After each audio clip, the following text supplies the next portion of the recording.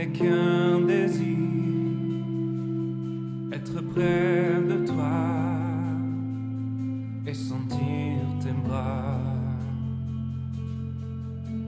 Au Père. Yes. Yeah, yeah, yeah.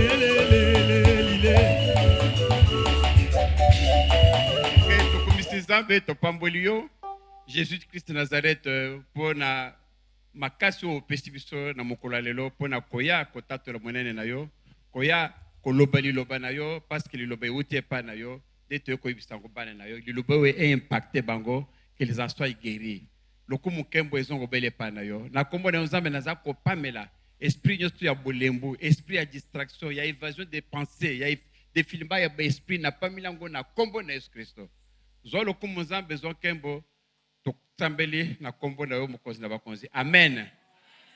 Tofandi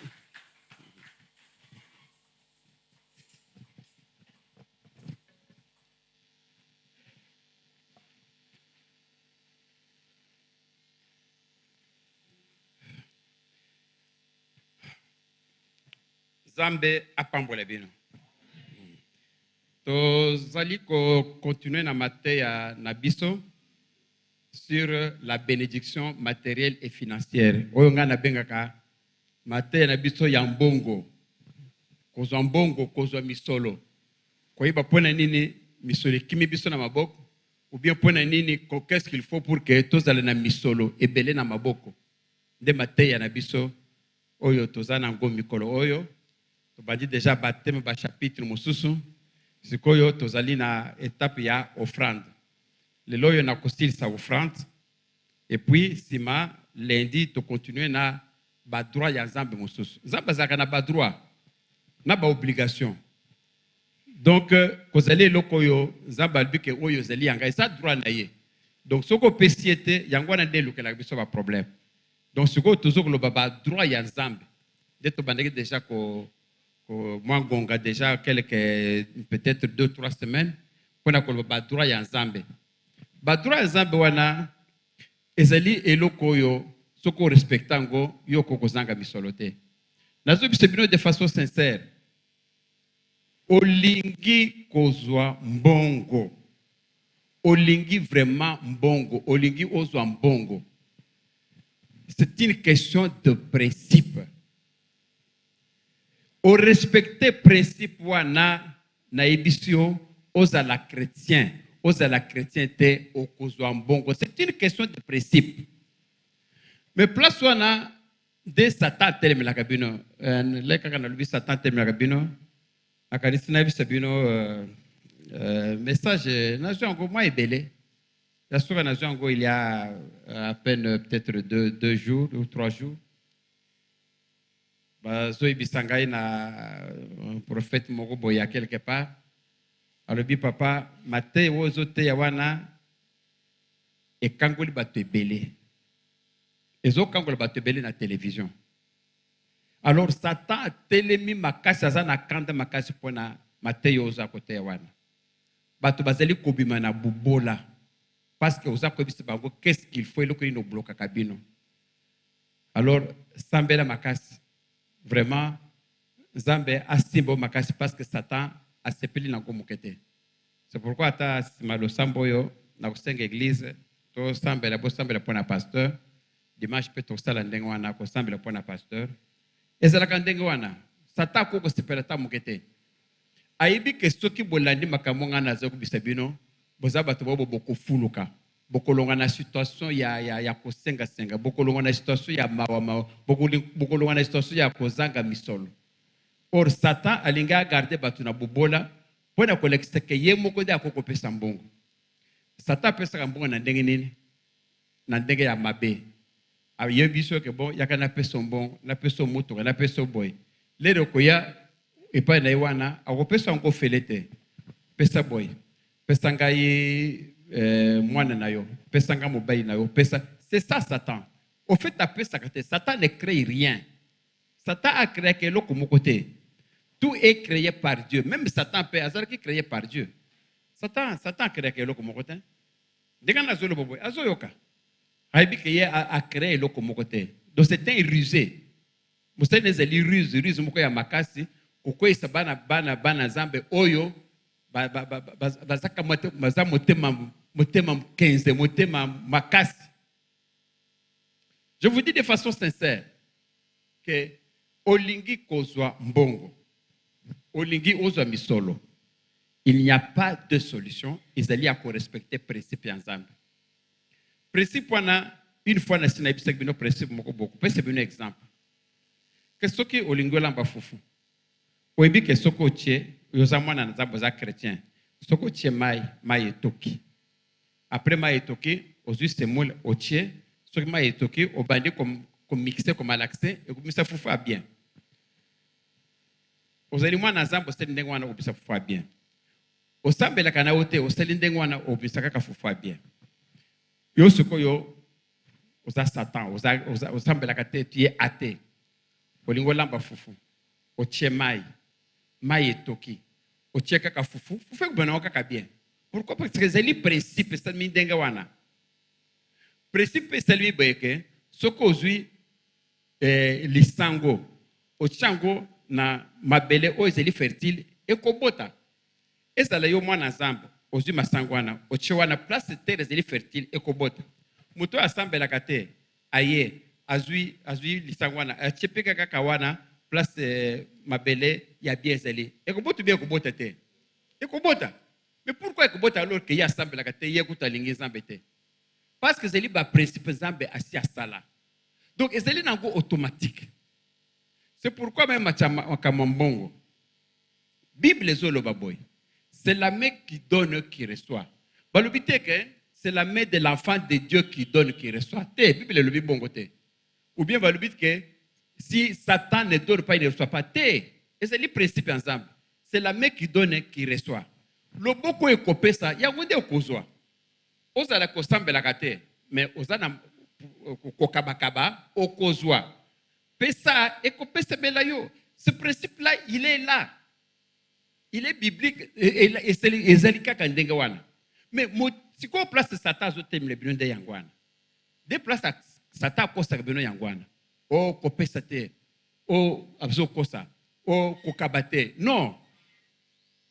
Les ce qu'on ose la Satan wana, de ce qu'on vit nawe ezako kangama. Nazo bise bino de façon sincère banda lelo. Olingi vraiment vi nawe fungwama. Olingi vraiment vi nawe kedeliboso. Zala loboko pété. Zala vraiment loboko pété. Kabaka vraiment. Je vous dis de façon sincère, kabaka. Kabaka comment vraiment que loboko ya Nzambe e kozala nayo makambo ya misolo yo e kozala pona yo eloko moko. Omoni papa pese biso na Luc 12 hein? Luc 12. Tokotanga de 15 à 21. Luc 12. Luc 12, 15 à 21. Tozalaka na ba Bible wana bashaka wana bakitu wana ebite soki bashelaka ngo banani. Bakitu ba Bible wana ezalaka pour que botangaka soki tupazo pesa verset parce que tozana ba verset la kakono ya wana bozana bulembo. Mais soki tamo boy to bana ko kate ekrango pona ko bleji bilo bufungola ka Bible botangaka. Awa na Nouveau Testament Nzambe azoloba nini? Puis il leur dit gardez-vous avec soin de toute avarice. C'est-à-dire, Nzambe, kozala maboko makasi te. Avarice ezali nini? Avarice maboko makasi. Obo benka na parfois maboko makako. Nzambe alobi ke kozala maboko makasi te. Gardez-vous avec soin. Nzambe azakubeta sete soin. Tika makambo kozala maboko makasi. Gardez-vous de toute avarice. Avarice ezali maboko makasi. Car la vie d'un homme ne dépend pas de ses biens. Bon moyen yo, ils ont dépendre de biloko za na ngote. Futur dans l'abondance. Ça me mutoso koloba. Bon moyen ndengo zo vivre wana. Ils ont dépendre de biloko za na ngote. Bon moyen yo, ça ne dépend pas de ça. Alors que vous avez que mbongo ezalaka na lien na bon moyen mutute. Mais pourquoi kuboye kokaba? Bon moyen yo, nzamba zoloba wanini. Azoloba que gardez-vous de toute avarice. Donc, gardez-vous, car la vie d'un homme, vie na yo, ne dépend pas de ses biens. Et c'est lui qui dépend de la vie aussi en côté. Fût-il dans l'abondance. Attaque aux alliés dans l'abondance en dernier. Vie na yo. Et ça, y a un côté. Papa, tu as 16. Luc 16. Et il leur dit cette parabole. Zamba yoko bisi bango parabole boy. La terre d'un homme riche avait beaucoup rapporté. Voilà ce qu'on zambé. Azo bisi bango lisese. Abi mutumoko boy est riche. C'est-à-dire azaki na biloko ebele, azalaki na ba ferme ebele. Alors ma ferme ne wana e botaki biloko ebele avait beaucoup rapporté. C'est-à-dire alonaki et puis saki ba masango ebele, ba tomate ebele biloko. D'azol que la terre d'un homme riche avait beaucoup rapporté et rapporté biloko ebele. Papa Tokei, la 17. Et il raisonnait en lui-même disant, que ferai-je car je n'ai pas de place pour serrer ma corde. Sikoyo, riche wana, abani komi lo bayo moko na motema bi. Ah, na zu biloko ebele, na kosala ndenge ni place ni na kotia biloko kongo, o na ko récolter ba masango ebele bo eboti ebele. Omi lisango moko soko okoti sango na mabele, soko eboti ekomi misa même 150. Figurez-vous lisango moko. Soki eboti bo misi ndenge bimisaka ba masango ata 4 wana na lisango moko moko bo kota boti ekomi misa 300 voire même 300. Bongo lisango moko soki bisi 300. Yebe na soko loni par exemple 1000 masango ekomi misa combien? Donc tatango abimisa ki biloko ne botaki ebele. Soko ya vandi azomitu na bime place ni nango na kubomba biloko na ngai ebele boy. Toke na 18. Verset 18. Voici, dit-il, ce que je ferai. J'abattrai mes greniers, j'en bâtirai des plus grands, j'amasserai toute ma récolte et tous mes biens. Albi bon. Comme nous avons biloko ebele, place oyo abomba ka ba depone wana akubukango. Eza muke. Akotonga siko ya minene. Leta kutonga ya minene wana siko yo, akuza siko biloko ne wana ba masango biloko nyoso wana akene ko chango na kati. J'amasserai kwa masser kozo ma récolte et tout mes biens biloko ne akene ko chango na kati. Tokei na 19. Et je dirai à mon âme, tata na ye muka miso mi le baricho wana, ke na ko bisa motema na ngai, mon âme, oh, tu as beaucoup de biens, aux biloko ebele en réserve pour plusieurs années. Akobi lo babi nazana biloko ebele siko ya ko vivre na ko banene ebele. Repose-toi, vanda kitoko, mange et bois, lia et régis-toi. Nenga miso mi le bana motema na ngai. Na biloko ebele pour plusieurs années, vanda lia na yo sepela na yo. Siko toke na 20. Mais Dieu lui dit, botale siko tata na biso mi le bandeng wana, Zambe siko ya azotala moto wana. Denga lonaki biloko. Denga azu biloko wana siko ya ye moko abi ya ye moko. Abi motema na evande oliango. Zambe siko azu ibisa ya bi insensé. Elakisi idiot moto azanga mayele. Cette nuit buto lelo, ton âme te sera redemandée. Okukufa naza kozo moli muno kaka na buto lelo. Et ce que tu as préparé, bongo siko biloko zo bomba wana, pour qui ça sera-t-il? Nanesko ya koya koliango. Amen. Mais bozo mona comportement ya Nzambe vis-à-vis ya moto ya zeli na avarice maboko makasi. Maboko makasi.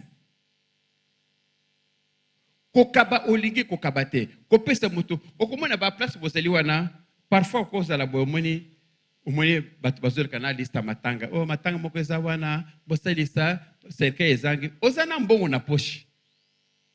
Bon, ce que vous avez bon poche wana. Il existe qu'il faut $100, $20, $10. Non, Zamba qui pas comme bongo à partir ya quantité. Zamba tala ka des pourcentage.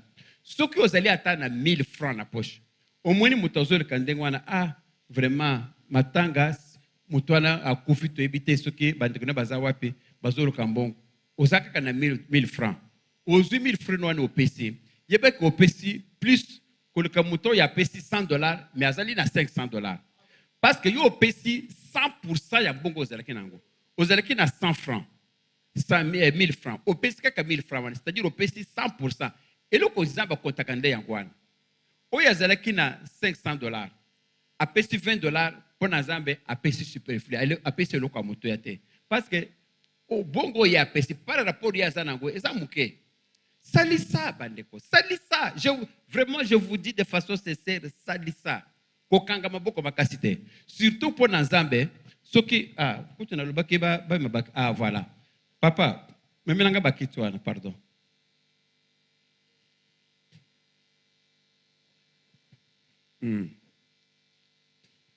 Bomoni bakiti oyo. Ezali ndeko moko na katikati na bino da sobi bakiti oyo. Na yebi ekutu nanu te. Na yekaka babi pasteur. Mama moko nde ayekotika bakiti oyo po na bana yekodim. Po balobaki ke kuna bana baliki siko yebele il faut siko tosoma bakiti. Ye akei na misolo na ye asomi bakiti yango ya kotia. Nzamba pambola mama oyo. Bomoni ba acte boye nde tolobaki na pesa bino exemple à ventilateur. Nde ba acte boye.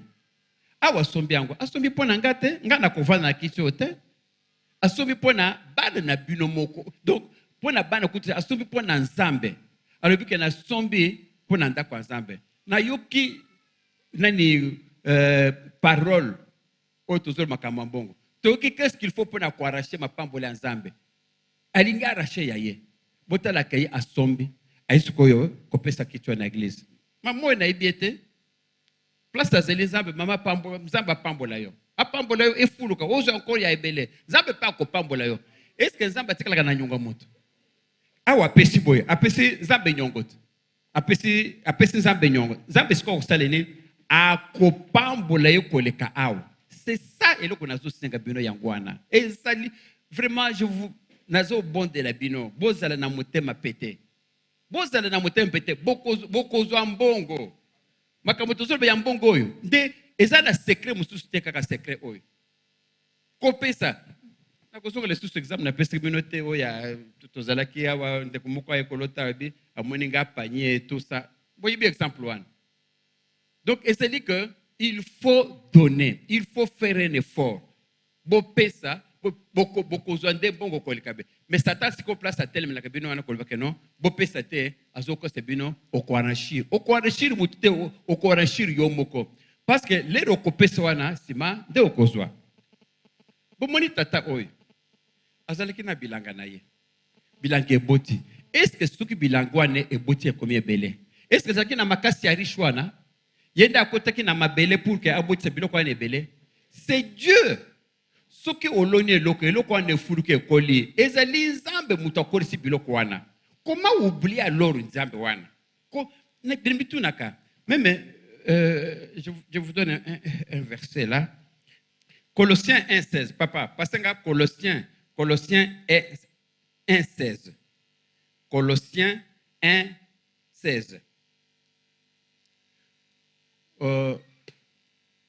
Voilà, Colossiens 1,16. Colossiens.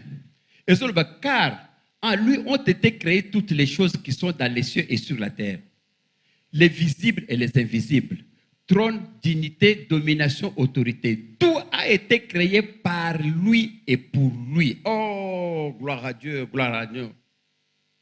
Tout a été créé. Donc, biloko nyonso bozo mona sa mokiliao. Bilamba, bakiti nyonso. Tout a été créé par lui. Et le cognos tout est salamaki dans Nzambe. Et puis pour naïe, tout a été créé par lui et pour lui. Ça a été créé par qui? Par Dieu. Pour naïe. Tout a été créé par lui. Et le comment qu'on a ça mokilia ou ezélité oyo mutuye moko akelité. Même ce qui au que papier nga mutu na sali papier ten. Pona ko sala papier basala ka onda partir après bazete ba arbre. Omoni banzeta minene oyo. Bomona ka parfois na ba camion, banzeta minene zo kende poto tout ça. À partir banzete wana nde ba ko sala ba armoire, ba ko sala biloko mususu, basala ka pe ba papier oyo. Ba buraya ko ba buraya ngo c'est sur base ya banzete basala ka ba papier oyo. Mutu ko lo beteke yende mutu aseli papier. Soka aseli papier asala wana nini? Yende asali nzete. Le daki na mukela akutaki nzete te. Soki nzete wana ezala ka te. Mbele ya aseli papier. Donc tout a été créé par lui. Non seulement Nzambe, tout a été créé par lui et pour lui. Donc mbongo za nangwana eza pona Nzambe.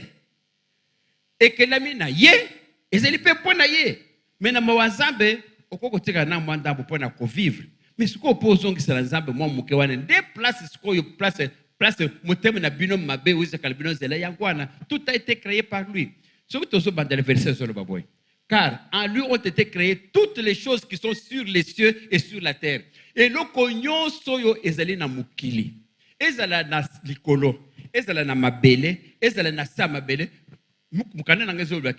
tout ont été créés, toutes les choses qui sont dans les cieux. Biloko nyonso ezali dans les cieux, na likolo, et sur la terre, na siawa, na nyonso tout, ont été créés, Nzambe mutu asalaki yango, les visibles et invisibles. Et biloko nyonso tout visible, na invisible. Visible ezali nini? Ndenge tozomona bo visible. Eloko visible ezomona na miso. Oyo ezomona na miso ezali visible. Mais ange, bamonake na miso te, azali invisible. Il a été créé par Dieu. C'est pourquoi que tout a été créé, na biloko visible, na biloko invisible, a été créé par Dieu. Biloko, même Satan, il a été créé par Dieu. Trône, dignité, kozala mukonzi, komata. Parce que toute élévation vient de Dieu. Mutaza élevé, tout a été créé, domination et autorité. Cause à l'autorité, c'est toujours par Dieu. Et tout a été créé par lui et pour lui. Alors, c'est pour vous faire comprendre quoi. Aujourd'hui, monde ça passe yomoko. Vraiment, aujourd'hui, ça passe yomoko. Souvent, Satan a le place nini. Ah, ngana zangi mbongo, o muke nango na sawa wana, na zo vivre nango te. Bon, nabi monsieur sous na pesa dim, nabi monsieur na pesa offrande. C'est ça. Ce qui est idée d'engwa les oye la ye, ezoye la yo, loba na idée wana, parce que idée wana est diabolique. Loba na idée wana. Ah bon? Idée. Satan, ozoye bisanga ke mbongo nanga za muke, ce qui na pesa ona kotika na leko na, yebisanga kasi yo idée. Moi soyo apesa ki Eli. Azali kaka na tika kelke na mwa mafuta muke. Na mwa farine muke. Alubaki yango nde naza na oka nazo tika na liango na kufa. Le apesa ki nyoso tu. Est-ce ka kufa ki? Alors, parce que kufa ki te ngape na kopesa na kokufa te. Soki ozui décision ndenge wana, je vous le dis. Place oza wana nzamba za musika na wote. Nzamba za commune. Ozui opesi musala nzamba. Ozui osale loko nzamba. Nzamba talbe okokufa te. Okomona occasion moko koya bande ko nzamba kreka ba occasion moko okomituna ke ewuti wapi? Ewuti wapi occasion oyo? Ewuti wapi? Ezali ki ndeko moko boya seli témoignage awa ezali dimanche ndeko moko boya chantre. Abane oloka soki mbongo a passeport. Passeport on vese ki soki $100 soki combien? Nana ko pese mbongo a passeport. Azoloka passeport ezali na ko besoin azozo mbongo te. Aye kozala azoki soki pe 5000 soki combien de francs ezali nango? Abi nazo kaka mbongo yo na tindela kaka pasteur soki crédit. Boop, ne kaka bi numéro nanga bino to be bi numéro nanga. Ele kaka na ba télévision numéro nanga yebani. Nana ngwa satine nanga ta unité. Ata $10 à pamba, ata même 1000 francs pamba mutute. Mais de quoi na azu kaka boya sel kaka ndenge batinga lemso akende kotala nini ba petio bateka ba inte wana uzana crédit bon nazana 2000 awa bon na peso numéro 081 bwaka 2001 wana pe azu abwaki ngakutu tellement que ba inte na kipa kutu te ngapuke na somba ka donc na ibaki kutu te katinga ba inte na ko ba kaka sikoy katinga ke ba inte tellement que bon na utiliser ka téléphone mingi bon zoka de atinga nga ba inte pe na consommer ngo mais tala lobi ke mukolo kaka tinga ba inte wana akamwa kaka boy le soir ba pese mbongo passeport donc akamwa ndenge ni mbongo na esoma kyangu mais c'est ça oui c'est ça je vous dis de façon sincère hein, comme tout na te bongo ngo ko ndenge ni je vous dis s'il vous plaît les pensées de Dieu sont impénétrables yo ko tout nete ke zamba ekola zeleni c'est pas ton problème yo osali acte osali esili obosani zambe akosalango na moment favorable na ye. C'est ça Dieu. Mais il y a une chose que Zamba tika la kananga moto te. Tozo kana bien Zambe atika la kananga moto. Osali acte ndenge wana okosala okufuluka. Vous voyez na kozonga la exemple na sena lobango na sala aw. Mais na kozonga lango dimanche le to ban makamba badim. Boyebi makamba dim dimezalaka 10% nde bato nyonso bayebeli tobandi nga mpesa kaka 10%. Ta moko boye nauke kaka na mateya boye lelo boye kaka mateya wana mateya mosusu ezalaka te ke ekoti epai boye ebimi epai boye il faut ezala ekoti mpe etikali osaleli yango kaka na oki kaka mate boy ndeko moko boy aloba ke bon ye bakaba 10% te apesa ne kaka 20%. Lere ndeko wana bani ko pesa 20%, zamba ye ko pambole ya ibele. Abi ezalaka nde boy. Habité 20% sur te, na bani ko pesa 30%. Abani ko pesa 30%. Amoni ka pambola encore mingi. Kasi ko na fandi place azali ko na zo ngabi bon. Na bi kanalo eloko. Bande que je vous dis de façon zamba zana bomo na zo simba cher. Na bibo ngapena banda na 20%. Bande que soki na zimbongo zamba futinga na musala, omona kaka na kaka 20% na pesi. 20% kaka ya salaire te 10 mezala ka tout revenu. Bongo nyusu na kozwa. Na zo kaka 20% na pesi.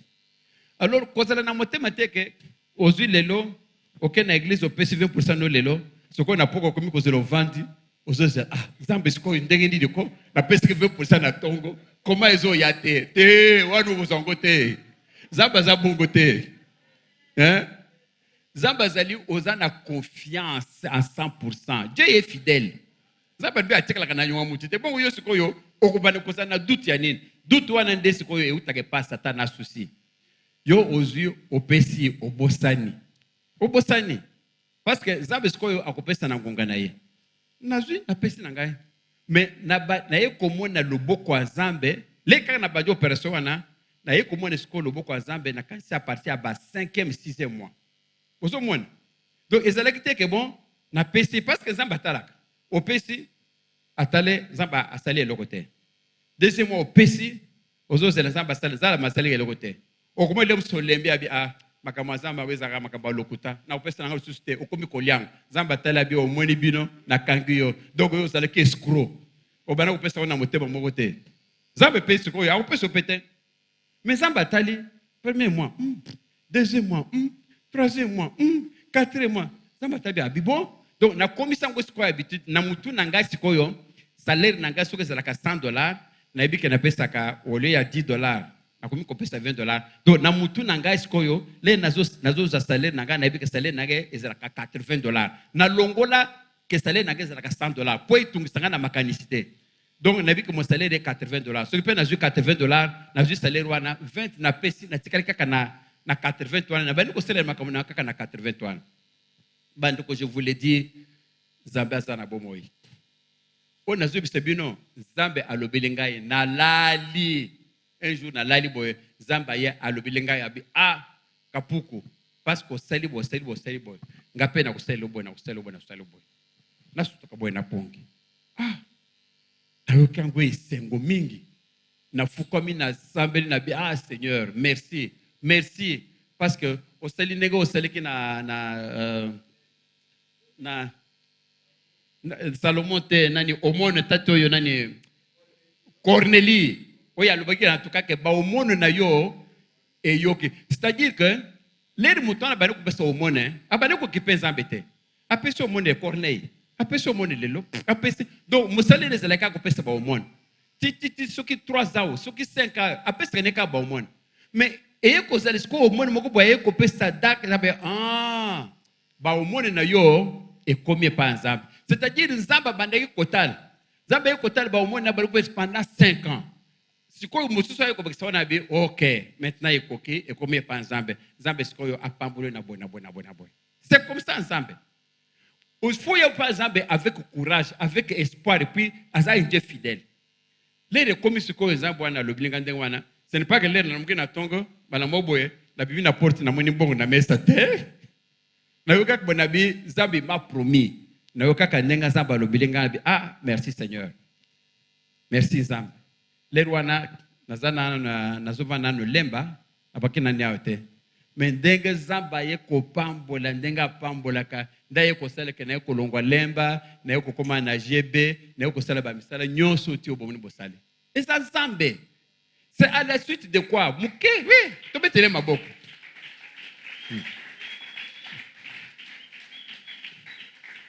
ezali azarte ezali nde yo kaka façon d'ozozwela Nzambe façon d'ozopesa Nzambe et puis eloko pe na utuko bisabino boyi bien ko pe na Bible makambo na bino makambo nyonso yo boyi bakango mais vous promettez que bosale la kango te bosale la kango ata mukete pourtant boyi bien Na ko tanga le pene verset, mais boy bi verset wana.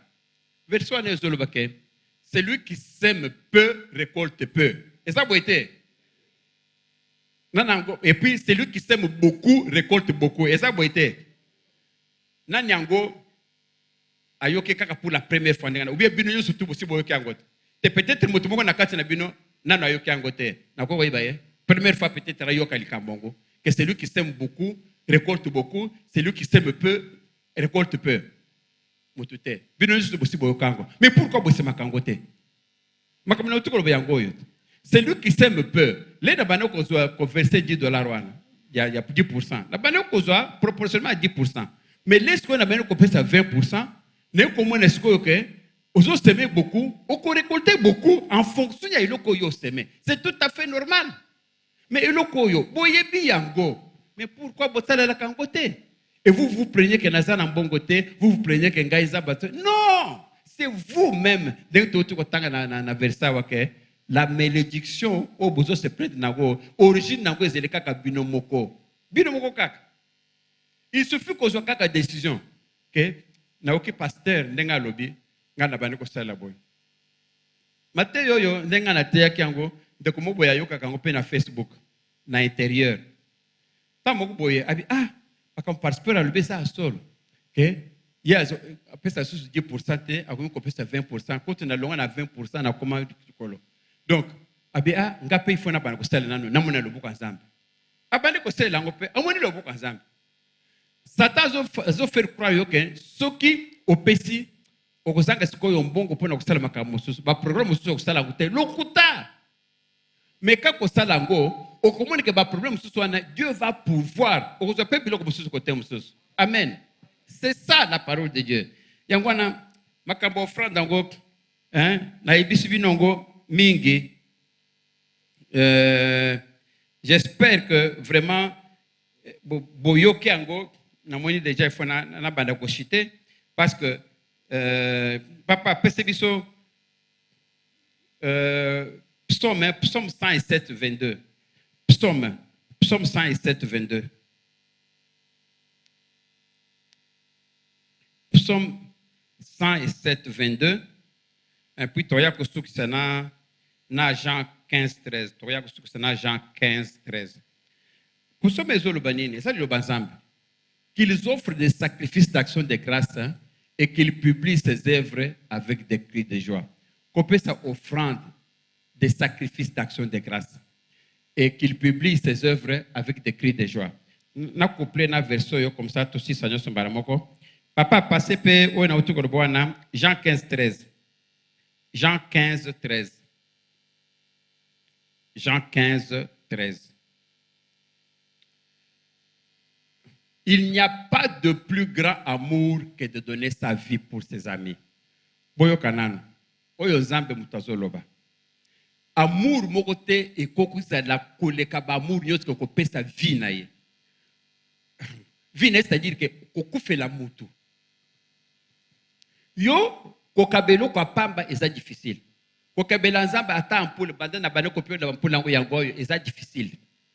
Bongo skoyo eloko mutu loko la vie yo ko accepter okufa pona mutu so ba biso ke okokufela mutu abi vie kitoko bona ko tika fufu ezanga mukua na ko tika fufu te est-ce que fufu ezanga na mukua na ko tika fufu ezanga mukua te ngana kufa pona ite ezala mwasi na kufa mukua bai mbaji tika kana kufa pona ite mobali na kufa pona mwasi mbaji tika na kufa te na vivre na ngai mais kozali mutu c'est au offrir.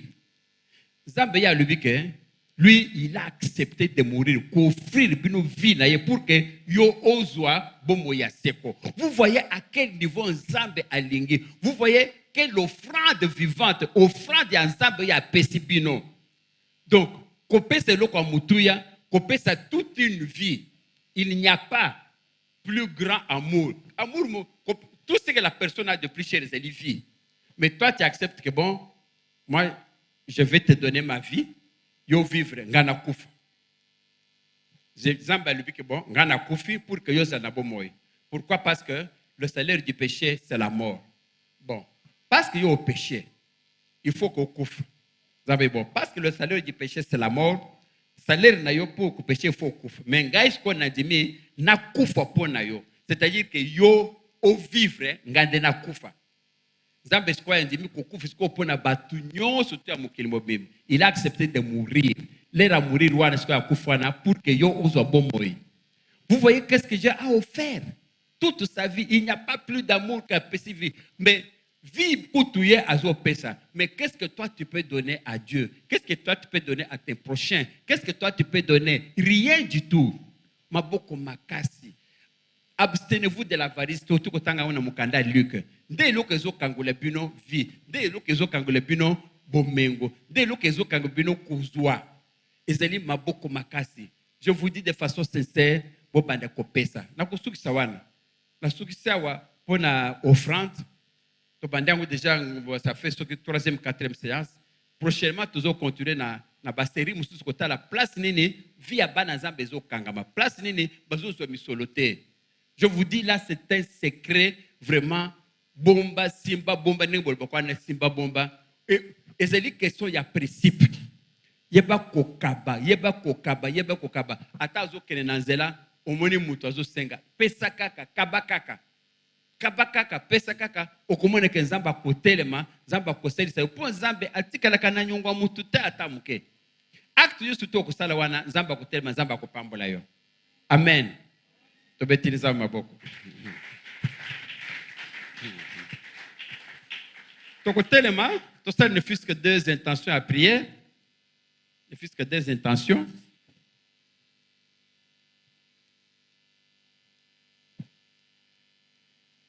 Intention elle bosser zeli kenzamba longole moteme 15. Motema wana des osala que yo po kaba ozomona ngwe difficile. Et lo kwana ezalaka parfois yote. Ezalaka esprit moko boye ezana kati na yo. Olingo kababi oh te opese pona ni. Ou bien ce que olingo pesa ye, il faut pesa eloko moko ya muke obe ya mabe. Te. Ngana lo bakaboy. Olingo kabela muto eloko. Olingo kabela ta muto elamba. Kuluka kaka ya mabete. Oyo mono olata kate wano kabela muto. Eza pe mabete. Mais luka pe ya kitoko oyo moko pe olinga ka dimanche olata ngwana. Ozu pe ozo pesa ngomoto. Yeba ko ozo pesa ngomoto te ozo pesa ngonzambe. Zamba sepela ba acte wana mingi. Toko zongela ngo simaler toko tala ba hospitalité. Parce que elle peut parmi ba makambo nzambe hospitalité. Parmi ba droit ya nzambe. Les riozo kabele mutuana, Zamba quelque part wana tozongi lango azolo bake. Na ibisi bino que nazalaki mutakala bolati sakingate. Nazangi biloko okolia bopesa kingate. Nazangi place akolala bo boloche ngate. Siko bolo bananga oh Jésus lokuta. Place na yo zangi biloko ya biloko topesa yote. Place ni ndango yo tambule mutakala topesa ko bilambate. Webi réponse zamba pesaki. Zamba lubaki boy. Chaque fois oboya ki koselisa mutu oyo azangi ki place akolala oboya kolalisa place lere nyonso tu oboya ki kopesa mutu bilamba oyo azalaki mutakala tango nyonso tu oboya ki koselisa mutu azalaki na nzala yo azalaki na biloko azala oboya ki kopesa ye yebake c'est à moi que vous avez refusé ngai nde oboya ki kopesa ngai. Vous comprenez le loco? Ça signifie que ceux qui ozo kaba ozo kabela nde Yesu yo zo muloko ozo kabela mutuana mais Jésus azo tala ndengo ozo kaba parce que mutuana nde akozongisela yo te mais nzambe nde akozongisela yo yo komona fu na nzela parfois fu akozala wana azo senga eselisanga ata ozo mona tuma bana mike wana na voiture kona waya papa pesanga eselisa aveugle papa eselisa aveugle le rio kobisa mbongo kopesa aveugle wana est-ce que yo zo stade de jour que aveugle wana akozongisela yo maintenant akozongisela yo nzambe nde akozongisela yo. C'est pourquoi Zambazol que toutes les fois où vous savez ce que vous avez, c'est à moi que vous avez donné. C'est à moi. Est-ce que vous savez la kandengwana? Salaka yango. Salaka yango parce que comment était que vous pesa moto, vous pesa nde Zambe. Ce qui na église au pesa kate vous omre que o kovambi sa pasteur, mais na zela pesa. Ce qui na église au pesa kate omre que o kovambi sa pasteur, mais ce que na zela po pesa. Bato basenga yo ko pesa. Donc maboko no wana makasi za ya bipa nyonso to na église na ndako bipa nyonso to ndenge moko yango lezo kangelozela ezali nde motema ezala kande esprit satan ezana kati na yo esprit ndezo loba ko pesa te Pourquoi? Azo peso ba faux argument. Te, ko pesa te, lobi na uzana bon na transport pona que ne pas maman tata mas. Soko pesa na uzanga transport. Omboni place wana, yo bimbisa mbongo na pesa, otekala maboko pamba. Okomona ndeko moko boya ko ya boy par hasard, zamba tindi akabelo mbongo ya transport. Kele ko tata wana. C'est ça Dieu. Zamba sala ke biloko wana mingi. Tozo sambela, vraiment sambela na motema moko yibisa nzambe. Motema ya 15. Motema ko apeshe ngai ke nakabaka te ezo pimilanga mabukelele. Nzambe longola motema wana. Nzambe pesanga motema ya kokaba. Parce que c'est la main qui donne le robano kokaba wana, te le robano kozwa. Vraiment prie, demande à Dieu que Nzambe pardon Seigneur.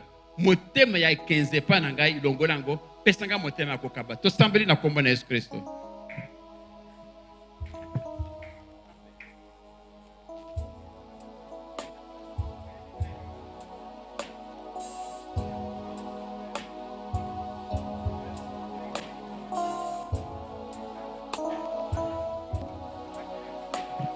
Nzambalola moteme kenze we konzaka bomo na ngai we sotaka premier na vie na ngai longola yango nzambe na ngai yondo zana makoki nzambe na ngai longola nyonso ya moteme kenze nyonso ya motema makasi ya kozanga kokaba Yesu longola yango na vie na ngai longola yango na vie na ngai nyonso ya motema makasi oye konzaka bomo na ngai oye konzaka vi na ngai ya moteme kenze papa tiango mosika na ngai longola yango na vi na ngai enfin ke na pambwama enfin ke na kende liboso enfin ke bomo na ngai fulukisama papa tia bomo ya kokaba na vi na ngai pesa ngai makasi pe courage ya kobana kokabaka nzambe na ngai oya moteme kenze o satana tiaka na vi na ngai o monguna lona na bomo na ngai papa elongwa ezala mosika na ngai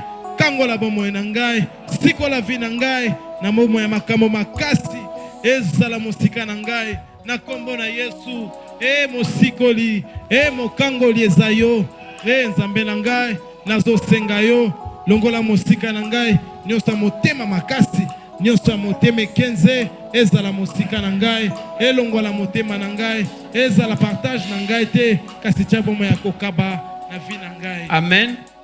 Siko tokosambela Nzambe apambola biso quand même na misolo siko tobana kokaba Nzambe ndi apambolaka Nzambe pe basengaka ye demandez-moi je vous donnerai tokotombola boboko likolo kosenga Nzambe Nzambe apambola biso na misolo tozana mate ya misolo tosenga Nzambe pambola biso na misolo tosambeli na kombo na Yesu Kristo mopamboli ezayo Nzambalola papa yo solo batosenga na yo yokopesa pamba te bapesaka kaka na moto ya sengaka yango tozosenga moto mokili te tozosenga na yo Nzambalola papa soki nazana ya kokaba te baye kosenga ngai na kozala na eloko ya kopesa te kasi soki opamboli ngai soko opesi ngai misolo yawe ata nakutani na mozangi ata nakutani na moto ya kolelalela papa na kozanga te ya kokabela ye yango nazosenga na yo pambola ngai pesa ngai misolo Nzambalola pesa ngai makoki oyo esengela nalia na basusu nakabola na baye bazangi pesa ngai misolo pambola ngai Nzambalola oya pambola kezayo oya pesa kezayo kokangela nga motema te Nzambalola kokangela nga motema te Nzambalola kasi pesa ngai fongolela nga motema yokela nga mawa apa pambola ngai pesa ngai misolo na pambwama enfin ke ngai pe na pambola baye bazangi na sunga baye pe bakosenga na kombo na Yesu amen. Nasaki bino koloba ke bosambela pona ngai ndenge Nzambe atindi mitindo na munguno ya telemi oyo amoni ke bana Nzambe bazopambolama a cause ya mateya oyo alors bamoni ke samta telemi makasi contre ngai donc nazosenga totumula mboki likolo bosenga protection pour la pasteur protection contre ba plan ya diable oyo o balbi ke ezotemela ngai likolo ya mateya oyo Nzambe protéger ngai na kati ya makele na ye plan nyonso ya diable baflèche na nzambe ezala na motu ye moko epai na nga te. Tosambeli na kombo na Yesu Kristo bosengelanga protection. Nzambe alola mobateli mosungi ezali yo oyo abatelaka baumbu mpe basali na ye ezali yo Yesu. Totiki papa na biso Jean-Pierre Kapuku na saloboko na yo mobateli ezali yo Yesu. Bible ezoloba ke soki okobatela te mosengele azosala mosala pamba yango tobonzi ye na saloboko na yo papa ndenge azoteya liloba ndenge azopanza sango na yo monguna azosepela te satana azosepela te azoyindisa mitema telema na banguna na ye po bakweyisa bomoi na ye afin ke ye azala paralysé po ateya sango na yo te kasi non nzambe alola yawe yo oza pour libota na yo ebikisama oza pour bana na yo bakangwama yango oyo azali instrument oyo otelemisi yango tozosenga ete obatela ye obomba ye na saloboko na yo papa bomba ye bisika wapi satana na bademona bakoka komona ye te papa bundela ye longisa ye liboso makambo makasi papa nazoyeba histoire ya Eli devant baprofete ya Baal papa suka yo talisaki ete ozalaki nzambe yawe zala nzambe ya papa Jean-Pierre Kapuku bundela ye bitumba nyonso longisa ye kino na suka azala toujours la tête haute yawe bisika nyonso kozala bisika kotia makolo na ye konza yawe epesamela ye pamba te yo ozalaka nzambe basali na yo bundela ye longisa ye contre vents et marées nyonso ekotelema liboso na ye papa na libota na ye yawe na famille na ye yawe atako na mosala na ye yo longisa ye azala toujours molongi ozoloba kotia différence ebokesene kozala na baye basalelaka yo mpe baye basalelaka yo Amen. Amen. Nzambe apambola bino kovanda. Yes.